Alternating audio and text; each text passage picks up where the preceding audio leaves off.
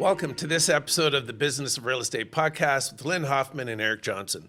Today we're joined by super agent Greg Sykes, who's one of our top agents in the Niagara region in Ontario, and who has a very unique marketing strategy, but also has some great, he's built his business based on follow-up and has a lot of great information to share. So we want to welcome you. Thanks for joining us, Greg. Thank you, Eric. Thank you, Lynn. And Lynn, it's interesting because you are our luxury manager, and we were. Greg was recently at a luxury house on the panel. I was supposed to go that day. I know. I couldn't because I had a prior commitment. I wished I had been there. Yeah. Because I'm looking forward to hearing what your story was Because at that you open house. You have, your career has changed from, when you first started. You're doing a ton of listings now. You get a lot of business that way. And I remember I've seen you on a couple of panels. One of the things I remember was you just talking about that follow-up or touch point with your people, because you'll drive by and you'll text them. Yeah. Because you're big on texting, right? Big texter. And so what is that for you when you're following up with somebody? Like, that's just natural. That's just, you're constantly following up? Like, do you have any other systems you use, or is it just really that personal touch with the texting? I love systems, but I am not a systems guy in reality. Yep. My system is respond to texts and calls promptly. If it's not something I can respond to right away, I put a calendar appointment for later that day or for the morning. I set a timer. I'll do a repeating calendar appointment just to make sure that I don't miss that task. Right. I have tried products such as Follow Up Boss and some of these other things, and I just haven't utilized it. I've been more reactionary, and I'm not necessarily proud of that, but I'm thankful for the amount of business I've been able to do with my sort of antiquated system of just replying to people. Now, I do take initiative, and when I'm thinking about somebody, I'll send them a text and just say, hey, just checking in. How are things going? Now, if they're in the market or if they've talked to me about thinking of selling, they know why I'm reaching out. They do. They know. Yeah. Greg, thanks for reaching out. We're not ready yet. And I don't even have to ask, are you ready to buy or sell yet? I very rarely do that. I like to just actually focus on the person. How are you doing? Just checking in. Occasionally I'll do drop-bys. Around Christmas, I live in Niagara on the Lake, work in Niagara on the Lake, and it's mostly older folks. And so they particularly appreciate a bottle of wine on the porch or just even a visit with a coffee or something. And I need to do that more, but that has proven to be great to keep relationships alive and does lead to deals, right? Leads to transactions. I was just It's gonna one say, of my favorite ways of doing business. there you go. There you go. But it's all relational. I was just going to say, we have another agent, and I'm thinking of Mr. Hogaterp. Him and Greg both do, similar volumes, and it's interesting. It's sort of more old school. I'm not saying everybody has to go old school, Interesting. but it is about building those relationships. You take the onion and you peel it all back. And our previous guest had added a lot of great stuff as well. But peel it all back. It's person to person, relationships, talking to them, voice to voice, popping by with something. Doesn't have to be big, but it's thoughtful. It's meaningful. And you are the gift. Thank you. Yeah. The product you take is not the gift. Your time and you taking that time to go say something to them, you are the gift. Right, they assume we're so busy that it's a nice That's thing right. when we pop by. It's a huge thing when you good. That's a pop good by. point. And a lot of agents get tied up in this thought that something went wrong at the end of the transaction Mm-hmm. and they're not going to want to see me anymore. Nothing could be further from the truth. When you show up as a little drop by or pop by or whatever you want to call it, they're so happy to see you and they want to show you their house and what they've done. It's true. And that's a where good point. that's where the gift is. That's the important part. It's very, very true. My dad's a realtor in Windsor. I've been a realtor for 18, 19 years. Years, My yeah. dad's been a realtor for 20 years. And Okay. it was Father's Day 19 years ago when I said, Dad, how was your first year in real estate? Yeah. Do you think I could do it? And he said, yeah, I think you could do it. He said, just make sure you put your picture on your sign. And I thought, okay. And I've had my picture on my sign ever since. I became a realtor shortly after. And my dad, he does very, very well in Windsor. Does so many deals and doesn't do any marketing, doesn't have a website, doesn't use his Instagram. But he's so highly relational. People just call him because they trust Jerry Sykes. And so I've always thought, I want to be that. So I've always strived to be that.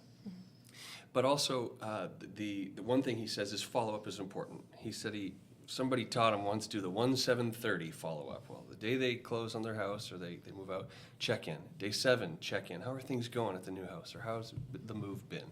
And day 30. And for many years, I said, Dad, I'm not doing that because I know there was problems. The basement flooded. I don't want to I know how they're doing. They're not good. They're upset at me. But when I moved past that, even when there's been a tumultuous close or some sort of issue on closing, it actually goes very well. They ultimately say, we understand it's not your fault. Thanks so much for checking in. And that's really proven to be great. Recently, I asked my assistant to send an email and a text to everybody in our group chat, which I do. Every time I get a new client, I start a group chat with my assistant and them so that if they ever ask questions or reach for things that I can't do on the spot, Stephanie, my superhero assistant, will be able to do that. And they see her backup support and response time as me being responsive, right? If we have a lawyer that we're using and their assistant's really all over the ball, we're going to be very apt to recommend that particular lawyer, right? Because she's a representative. So anyway, recently I said, Steph, I want you to reach to everybody who's bought in the last year. Just say, how are things going?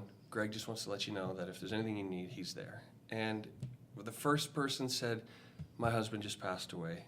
We're so glad you reached out. He loved you guys. And we were able to bring flowers. The next person had a very similar, someone in their family got cancer. So I ended up buying a lot of flowers that few weeks. But it was rewarding. I didn't make any money those particular weeks. But who do you think they're going to call when they need to downsize or when their kids need a realtor? And who do you think they're going to tell their friends?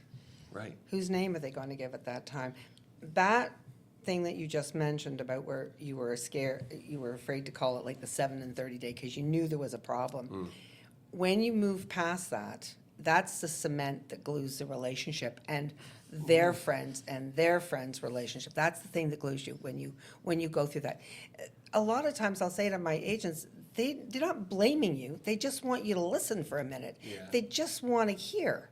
Yeah. Don't think it's your responsibility. You couldn't have changed anything or done anything different, but you could be there to listen.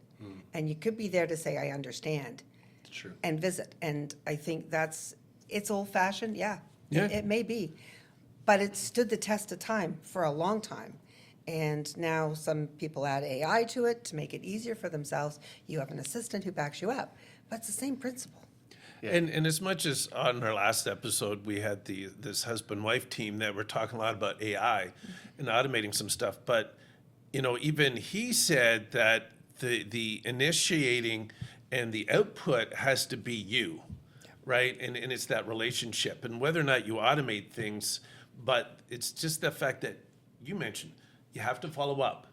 You build relationships and you follow up. And that's really at the heart of it. The AI stuff, it's interesting where some people really don't like the relationships. It's Right. amazing when I hear agents say, I don't want to talk to people. It's like, but you have to have conversations. You've been very successful in that, which is great.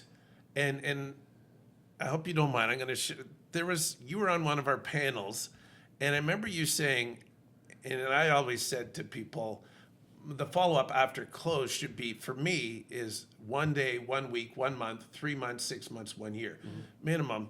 And I say, because you were not the only person. I've heard this before. You had a client bought a house, 3 months later said, man, this is the wrong place, but they were embarrassed to call you. You hadn't followed up. And so what happened is they went and sold with somebody else. Yeah. Because they didn't want to bother you. But if you had followed up, I'd have been there to help. yeah, you could address that, right? Yes. But it's amazing how many people are afraid to reach out. It's true. And so for us to take initiative doesn't take long. It takes the time and It's the time. the sort of getting out of your social covering, which I'm actually apt to sort of hide and go home and be alone or with my loved ones. I don't want to go out. I don't want to be social, which sometimes people say, well, but on your videos, you're so outgoing and that's great. But I'm acting, I am passionate about sales. I'm passionate about music. I'm passionate about real estate and family. But then at the end of the day, I want to just go home and watch whatever new Netflix things that's out. But if we just push through that, send that text, I could make tens or hundreds, millions more dollars potentially, and I believe that. So I'm glad you've reminded me of that story. I forgot. Yeah, Thanks for bringing it up. Sorry. That's good. But I think it's so good because you show you care, and in this world where there are studies that show that real estate agents are just above used car salesmen in people's perceptions. But to show that you care, and it's not just about the money. It's like, no, I want to know, are you happy in that neighborhood, in that community? Are you happy with that house? And it's not just about the sale, because I work with so many agents. When I start talking to them, I'm sure you get this too. They're transactional. They do a deal and they stop following up. And I can never understand. I shake my head even when you say that because the money or the pot of gold is in that relationship. Yeah. And how you keep and nurture that relationship long after it's closed, because they've got all their, they say 260 or 280 friends for each individual. So that's, there's more business out there. Is that right? The average person has 280 280 friends on social media that they're that they're involved with, right? Gotcha. That they influence. Okay. So that's the one thing I say, when you have a transactional deal and it goes south, you not only lost that client, you lost all those other relationships along with it. So it's really important to stay in touch. Yeah, and in terms of the number, it's because I used to be part of an organization where there was a study with a sociologist that said, how many relationships can people manage? And it was around 150, so between 150 and 200. So I say to everybody, you're not just reaching out to, don't think of it as the 200 people in your database, it's the 200 they know. So that's 40,000 people that you have an influence on when you're reaching out, right? That's good. So, but you're doing that amazingly well. And of course, I have to bring it up because he used the word music. And I know that you... I want him to tell his background because I think I know it, but I'm not 100%. So you are, like when you say music, I mean, you've recorded and you've done a lot of stuff. So, but you've also translated that into your marketing. Yeah. So tell us a little bit about the background and how it progressed or translated into your marketing campaign now. Sure. So I've always loved music. I wanted to be a professional hockey player until I was about 15, and started to get into that junior C world. But at the same time, that summer before I would have started playing junior hockey, my mom bought me a guitar, and I just fell in love with the guitar. I liked how people responded when I would play and sing. It was more rewarding than being out on the ice getting. I had 3 concussions, and as you know, that explains a lot actually. But I ended up getting real good at music, and just got involved in church when I was about 20 years old and started doing the music there. And it turned into a Capital Christian Music Group, like the Capital Records. They have a Christian music division. They invited me to Nashville to a writing camp. I had 3 record deal offers on the table and 3 publishing deals to be a staff songwriter. So I did that. I got a deal in my later 20s to be a songwriter and artist. And so I would travel singing and opening for artists and writing songs for artists. And that was actually while I was already a realtor. So from 19 years ago up till now, I've been a realtor. But for about the first decade of being an agent, I did it part-time. I didn't really do much advertising. I did do some advertising. I took out some garbage can ads throughout St. Catharines, actually before I even sold my first house, just because I saw some big shot realtors in town doing that. And so I'd had 6 sort of billboard signs up before I'd even done my first transaction. And people in the community or at church would say, "Man, you must be killing it out there." Yeah, I hadn't done a single deal yet. But it turned into, I think my first deal, I did 24 transactions, but I did Saturday open houses from 1 to 2:30 and then 3 to 4:30. Same thing on Sunday, and just sort of built it that way. And I would do between 25 and 35 transactions a year for about 10 years part-time while traveling. And when I was traveling for music, it's how I sort of stumbled into having a team, was because when I'm gone, I wanted to take listings and I wanted my buyers to see properties. So I had a couple people join my team to help help manage the business. Anyway, that's how it went for a number of years. And then I went through a divorce. COVID happened, and I could not, it did not make sense for me to continue traveling back and forth to Nashville. I'm a dad of 2 kids. I wanted to be present and fully invested in their lives, and traveling did not support that. So I laid all that music stuff down and truthfully started feeling a little sorry for myself, and I just didn't do too much for several months. Navigating divorce, COVID happened, and then even picked up a part-time job delivering pizza. You wanted me to bring that up. Oh, no, I'm you bringing didn't it have to up. put it. I love this story. This is awesome. Partly because I've always wanted to be a pizza guy. Ever since Home Alone, that guy just seemed like he had a good gig, you know. I thought I could do that without crashing into stuff. Anyway, so I started delivering pizza part-time, and I was still selling real estate. And I had a team of 2 agents. I didn't tell them I was doing this, of course. I can't believe I'm telling this on a podcast, but don't tell anybody. But you know what? I did what I had to do at the time. And I remember getting a call to deliver a pizza to a listing that I had for sale. It was my listing. The guy wanted a pizza at my listing. My God sign's is trying to tell you something. Yeah, right. Yeah, exactly. And I don't think it's to tell me to keep doing this. So I called my brothers, my best friend. I said, Jeff, I don't know what to do. I'm delivering a pizza to one of my listings. He said, what are you doing, man? He said, that's fine if you have to. You don't have to. You have your real estate license. There's so many guys out there making $1 million or more a year, and you're just as good, if not better than these guys. You can do it. So I said, all right. I'm going to quit, but I also have to figure out this pizza. So I went to the house, I threw my pizza hat in the back of the truck, and I went to the door, and I said to my seller, Mr. Seller, you're not going to believe this, but I was at the pizza shop, and the delivery driver didn't show up. So I said, and I heard the address. So I paid for the pizza, and it's my gift to you. Also, I need you to sign this mutual release for that deal that just fell apart last night. So while I'm here, so we signed the mutual release for that deal that fell apart on the pizza box, and that was the last pizza I ever delivered. And from then, Good pivot. it was a big pivot. Big pivot on that. Good. So from Go then, all in. I went all in. I started reading books. I bought a nice pair of shoes. I bought a new pair of pants, 2 shirts that were the nicest shirts I'd ever owned. And I started doing some videos on Instagram and on Facebook. I ran some newspaper ads, took out a couple more garbage cans, actually about 12 more garbage can ads, because during COVID, people were dropping them. They were afraid that their businesses were going to go under. So I took up all these spots, and St. Catharines ended up with about 25 recycle bins at a time when people were bailing. And then, of course, we had the joy of getting to enjoy real estate climbing back up, Yeah. and it sort of got easy there for a while. But to answer your question, I got ADD. I haven't even answered your question yet. Talk about music and how it incorporated.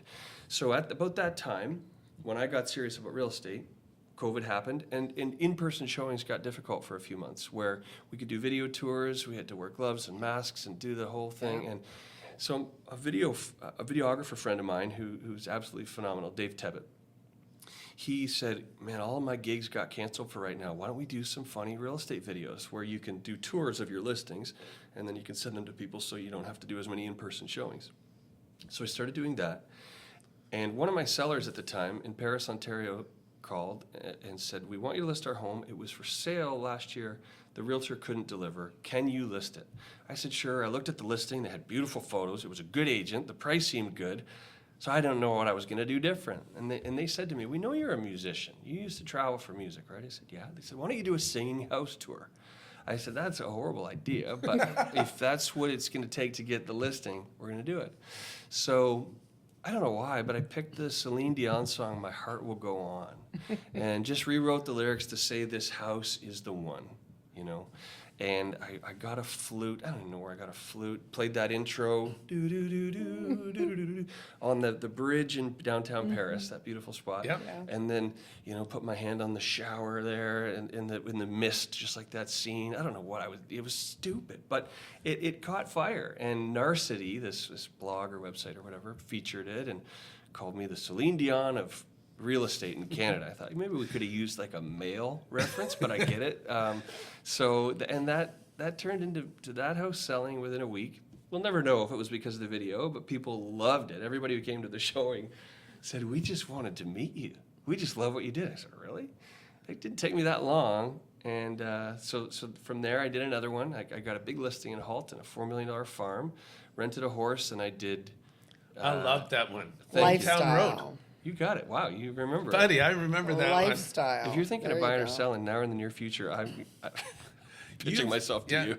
No, and the interesting part is you never even showed the inside of that property. For good reason. Yeah, and I remember you telling me that, but it really was like the sound. Like you really it's not like you're doing your own version. You really sound like the song, like the artist. What song did you use for that one? That one was Old Town Road.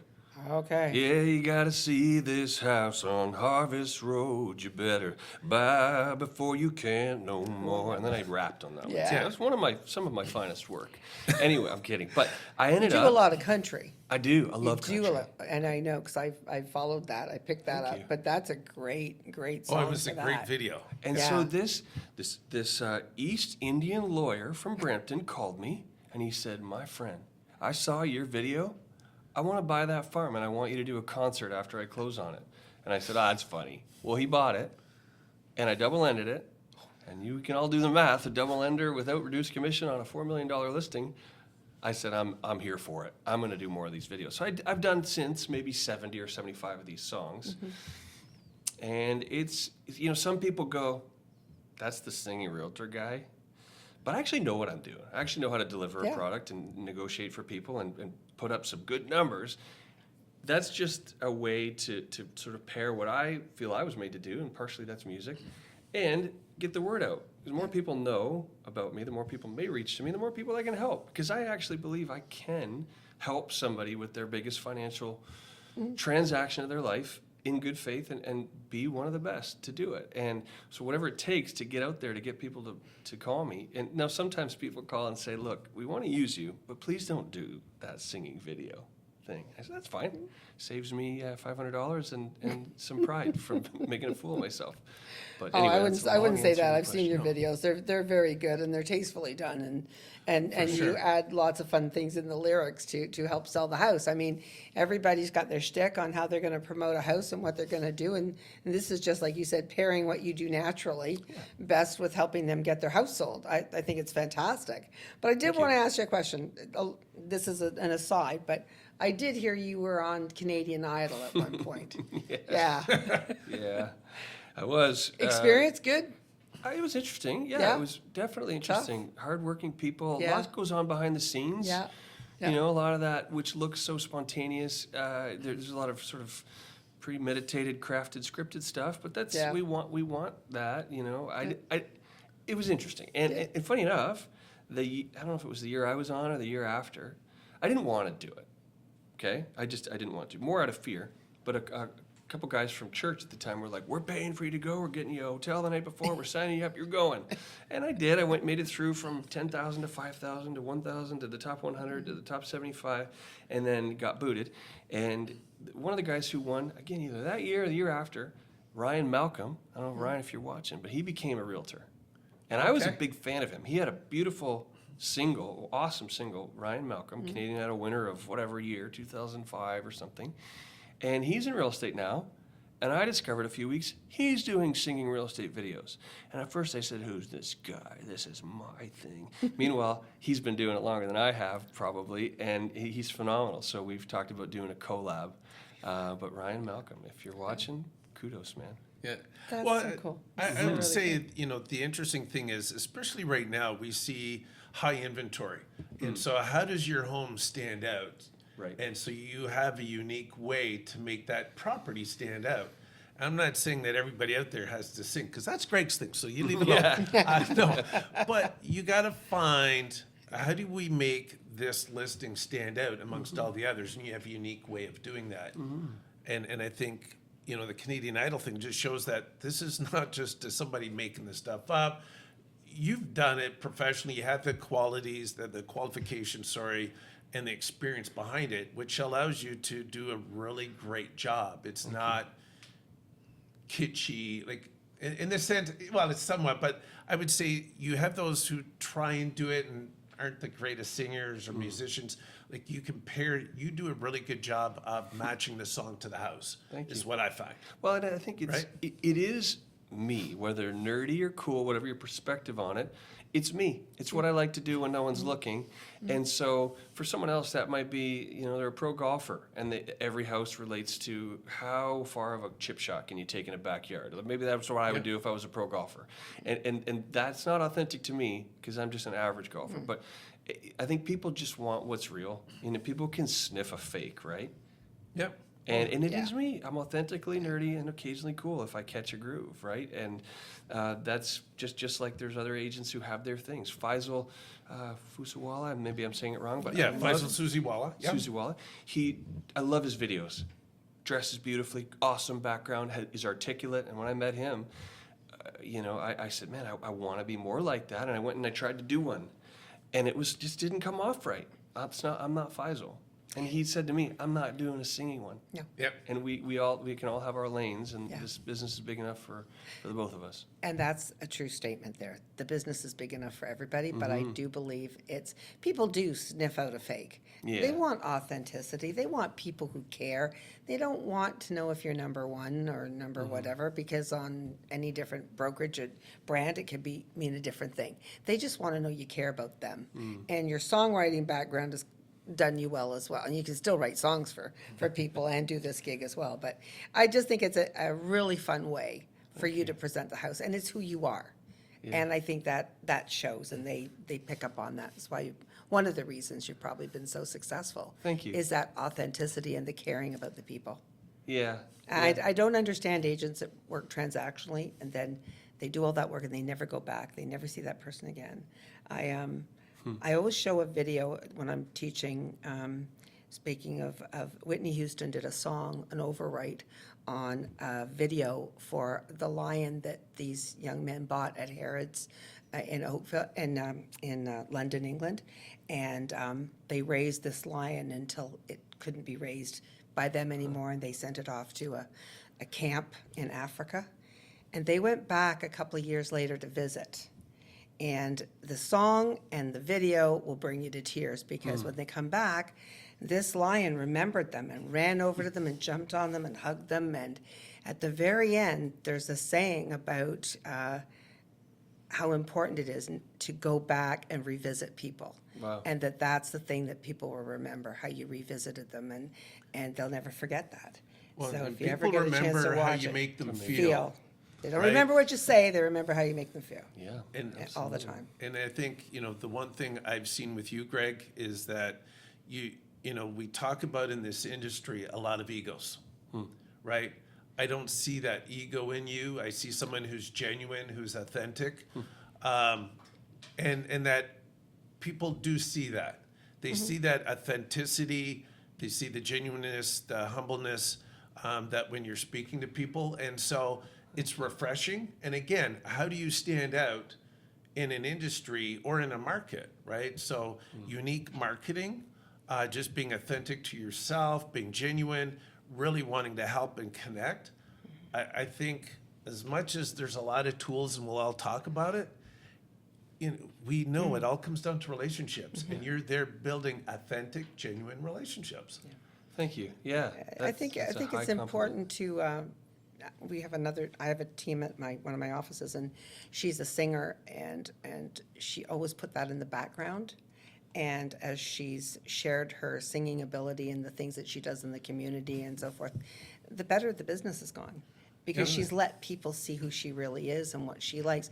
I think it's really important to hide behind these other facades. I think people see through it. Yeah, and we had her on the podcast. Yeah. She doesn't use it in her No, her she doesn't use it in her marketing. videos. Who is But it? What, can we- Andrea Florian. Andrea Florian. So for She's- those she's- watching, just go there's a back a plug few for Andrea. episodes. You'll see Andrea. And she's also published some records and so forth. Yeah. A totally different type of music, and she doesn't use that in her listings, but she was just letting people see who she was in real life. Right. And she tried to hide it for so long, but when she brought that out, it made a lot of people connect with her. So Yeah. my point here is, you let people see who you are authentically, and they will migrate to you because you've got that connection. Yeah. So whether it's golfing or hockey or whatever it is, It's interesting. let people see you. You triggered something. So maybe about 2 years ago, when I was feeling like, man, my listings, their average days on market is really long. Why would I have these stupid singing videos sitting there for that long, proving that they don't work? So whether true or not, that dictated, or I decided to say, I'm not going to do singing videos for a while. So for almost 2 years, I didn't do any. And people would say, I didn't think anyone would care or notice, because I don't feel like anybody really cares or notices anyway. just the nature of being, our default insecurity creeps up. But those closest to me said, why don't you do those anymore? And I said, well, because my listings are sitting and, not selling. And so who cares? Just do it. That's what it's one thing that you have that stands out. You're not that exceptional in any other way. So why not? Thanks. So I did it. So I started, friend. So I started doing them again. And man, it's been so fun. I did one on a day where I had a tough morning. Maybe, I don't know, 2 months ago, a big snowstorm, and I was supposed to film, and I just about texted the photographer. I said, I'm not coming to do a video today. I don't even know what I'm going to do. But I just pushed through because, often our feelings are liars, right? It's not reality. So I pushed through, and I said, Jacob, we're doing one take. I'm going to use this song I've already used before. Jacob was my video guy. We're going to do one take. Just hit record. I don't know what I'm going to do. I'm going to walk up the street. The front of this house isn't that great, so I'm going to spend the first 30 seconds showing other houses on the street in the background, and the build-up will be, here's the house at the end. So we did it. Snow was up to here, and I took my jacket off just to make people go, is he really not wearing a drink or wearing a jacket? And anyway, I did it in one take. I left. And, it was a crappy day. And ended up sharing that video. And it's got, 100 or 200,000 views and a zillion on TikTok. And I got all these new followers. And I got a $2 million listing in Oakville because of this little $499 house in Chippewa on a day when I just shot a video in a snowstorm that took me 45 seconds.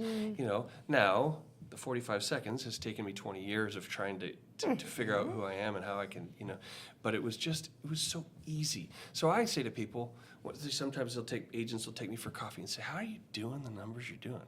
I say, I don't really know. I believe that God provides. I believe that I need to take care of people, and I believe in being who I am on camera and off camera and taking care of people, and the rest will take care of itself. That's right. But somebody said to me once, what is it that comes easy to you that makes people say, that was pretty good? So for me, that's music. So for you, that might be something else. And for the agents watching, what's the thing that comes real easy to you? How can you incorporate it into your marketing? Anyway, and just last night, I was getting tagged in some of these videos where agents around the world are using that song that I did on that day a few months ago. There's a guy who has a beautiful listing in Nairobi, Kenya, a luxury listing. I've been to Nairobi with the church. I didn't know there was many luxury listings there, but this guy's using my song. There's guys in all over the States and girls in different countries that you just never know. And it gives me so much joy to go, that song, that 45-second song is going to help an agent that I'll never meet in a country I may never go to sell their house and make money. How rewarding is And that? aren't you glad you did it that morning? Yeah. Exactly. Because what would have happened if you hadn't? Yeah, nothing. What would you have missed out on? A lot. All this, yeah. That's a lot. great point. So it's good on you for doing it. And I think that's the other thing, fear, false evidence appears real. And we all have the habit of talking ourselves into something because we think we're fearful of it. And if you can let that go, and it's a big deal. It's not easy to let it go. I'm not dismissing that. But if you can let it go and just go do it, wonderful things can happen. I love it. That's really good. Yeah. Well, I think the key here, as we get to wrap up is, being that authentic, genuine self, following your passions, just being yourself, I think is key. The fact that, as I said, you're building relationships and showing you care, that's what people want. I mean, That's really all they want. there's so much automation nowadays and everything. You don't have that person-to-person feel anymore. It's like, how frustrated do you get when you get on a phone? It's like, press 1 for this, 2 for that.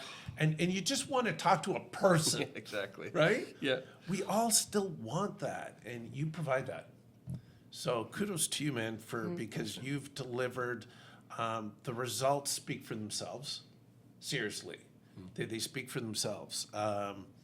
You do a ton of business, and it's really just being yourself. And I know you're not a big tech guy, so I know it's just you building relationships old school way, and that works. Thank you. Yeah, that's Congratulations on all your encouraging. success. I appreciate that, man. Let's unpack that. What do you mean? What particular ways do you find me wildly successful? I'm kidding. I'm just I kidding. love the pizza story. Oh, yeah. I love That's it. pretty. Because sounds- that really took some good brain power to twist that around to make that a really big advantage for you. I mean, I think that was really good, and that shows how you're able to adapt and change and get things done quickly. That was brilliant. And how many agents do we know that are, especially right now, that are working part-time? Too many, right? unfortunately. And afraid to make that commitment, Yeah. right? You made that commitment, and you said, to me, what stood out was what I heard in your voice when I saw you on that one panel was the determination. I Yeah. could see and hear in your voice that determination that, no, I got to make this work. Yeah. Because I don't want to be here again at another listing delivering a pizza. And you said, no, I'm going to make this happen, come hell or high water, and you made it happen.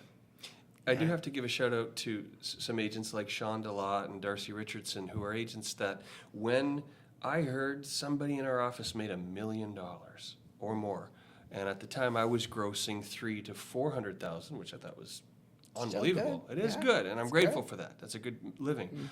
But when I heard there's more, and that guy did it, and that gal did it, so I hounded them. I said, can I take you for lunch or coffee and just pick your brain? And I asked them, what are some things that you're doing that is working, if you're willing to share? And what are some things you spent money on or did that were just a total waste of time? And most of the agents I took out who were making the big boy money, big girl money, were very helpful, And so now I just, did what they did and did what they said, and did not do what they said not to do. And now I'm delighted whenever there's an agent who wants to reach out. I don't feel I need to be secretive about, what worked for me. Because it's specific to you. Nobody can recreate that, but you can give them guidance and help. And that's what this podcast is all about, because we've had some wonderful people, exceptional people, teams, husband and wife teams, leaders, team leaders, all sorts of people. And they've all had something nice to offer and encouragement for other agents and people that are listening. But I just had one fella this week, and he's kind of kept me awake at night, but not for good reasons. He said to me on Friday, he was thinking of joining our brokerage, and he couldn't get past the money. And I made the money as reasonably as humanly possible for him.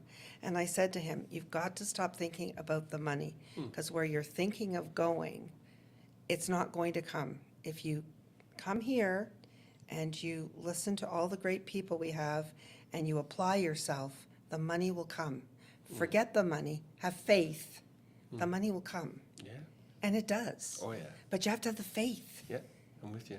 Yeah. Yeah. Talking my language. Yes, yes. So for those out there, forget those, dismiss those things, and just pour yourself into what you do.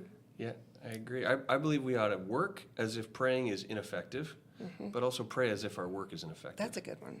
Yeah, Love that line. that's good. That's awesome. That's good, because that is really, when I come down to listen to all the people we have and all the people that have been on the podcast, that is the exceptional thing about them. They put effort in, they show up, they pour themselves into their people and into their job, and they dismiss all other things, except that they're not going to deliver pizzas anymore.